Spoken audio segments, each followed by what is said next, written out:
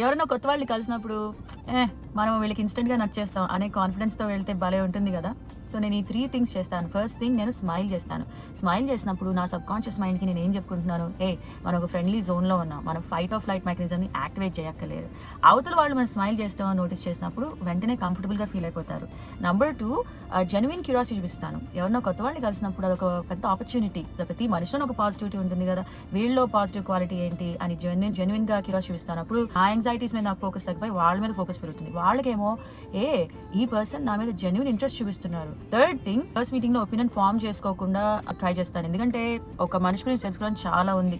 నాకేం తెలుసు first meeting లో ఒపీనియన్ ఫార్మ్ చేసుకోవడానికి.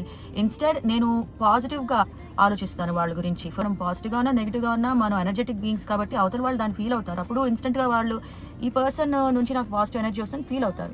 మనం చేస్తే మనం ఎవరిని కలిసినా సరే ఆల్మోస్ట్ ఇన్స్టెంట్ గా వాళ్ళు మనని లైక్ చేస్తారు.